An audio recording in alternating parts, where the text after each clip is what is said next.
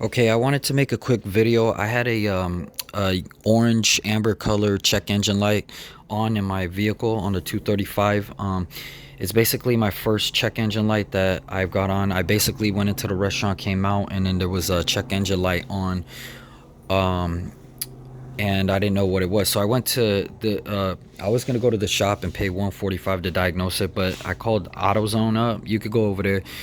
They let me borrow the diagnosis system, and to check the diagnosis system, the here, let me show you. It's underneath the car, just for people who never done it before, because I never done it and I looked under there. It's basically underneath right here, right where the where was it? No, it's under here, right here on the side. I can't show you the camera, but anyways, it's right under this part here, so you'll see it. It's like a place where you can plug it in, and the OBD2 that AutoZone that you borrow, it does work. You just turn the power on one time, you plug it in, turn the power on one time, and it'll say read, and it says done. Then you turn off the car, take it into the AutoZone, and they'll tell you what the code is. So my code was P171, I believe, and it was for the mass airflow sensor. So basically what the problem was is it's still on, but I have an extended warranty on this, so I'm not too worried about it. But what it was is basically, okay, so if you have a BMS intake system like I do, like this one, see, it's the BMS system. You know what, I lost the screw because I was unplugging this to check the sensor. The sensor seemed to be okay. What I don't like here is also this thing here. It's like touching the wire. It's probably burning this thing. I don't know why this thing is coming out from that part of the engine. I don't know if that's correct because this thing is hot. But anyways, so I checked the sensor. The sensor looked all right to me. Damn, I'm missing a screw, whatever. Okay, so basically, it was a vacuum. Basically, it's saying that it was a vacuum leak at bank one. So, what it was is, and hadn't had a problem for this for, like, I had this on for less than a year, almost a year, and I haven't had a problem. So basically, what was wrong was, I guess this part here, it wasn't clamped in all the way, because this is the only thing holding it. It's pretty light intake. So anyways, this is the part that was wrong. So basically, the mass airflow sensor saying that it was too lean. So basically that means, the guy told me that it was getting too much air and not a good fuel ratio to air. It was getting too much rare, too much combustion. So basically what it was is this part here where the intake goes into this rubber clamp thing. This part right here, I opened up the hood and it was loose. I don't know if it was jiggling around, and it just became loose, but it was like completely loose from here. So basically what I did was I unhooked it to make it loose, and then slammed it back in, and then tightened it pretty tight. So make sure this part right here is very tight. So basically I tightened that, and I drove it around only like maybe 10 miles.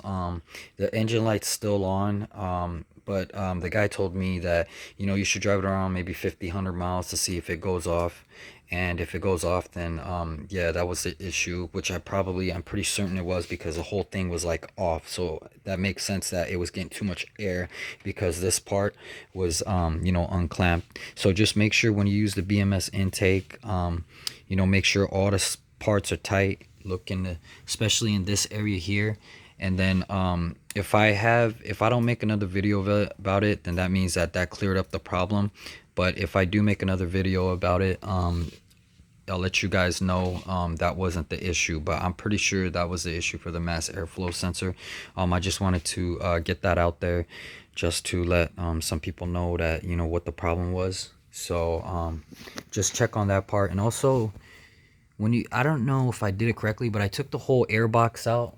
I have the air box right there on the side of the garage, the original, but I took the whole air box out, and it's just hanging on this one piece. I should clamp it down a little bit, but I mean, kind of lazy on that, and I think it's okay now. I'll check on that thing once in a while.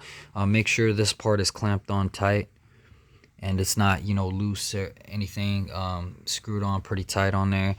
Make sure there's no holes. Make sure that you guys put this sensor here, I mean, not the sensor, but the airflow thing here, and then also the sensor here is pretty tight tightly on, and make sure this part, especially this part, and not just this front part, push it in all the way around on the inside, and you know, check that out. I'll like I said, I'll let you know if that fixed the problem, or if I don't make another video that fixed the problem. If it was another issue, I'll probably make another video on it. I did purchase an extended warranty to Ally Premier, so it cost me like 3 grand when I first purchased the vehicle, so I still have another year of warranty left.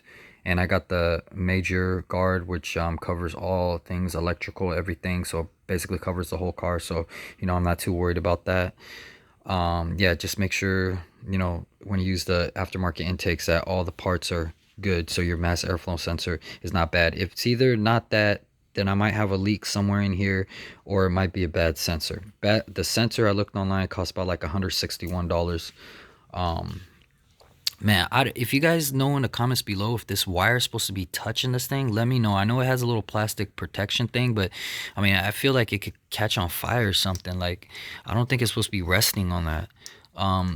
If you guys, I'd appreciate if you guys let me know in the comments below to see if the, is this where the sensor, is this supposed to be the other way? Maybe I put it on the wrong way. Like, the sensor's supposed to be the other way. Yeah, maybe it's supposed to be the other way. That's why. Yeah, because if it was on this side, it would be, the wire would come out this way, but I don't know. Yeah, if you guys know what the situation is on that, you know, please let me know. I would like to figure out why this thing is touching this thing. I don't want it to burn, like, because it's like plastic, you know. So please let me know, and I appreciate it.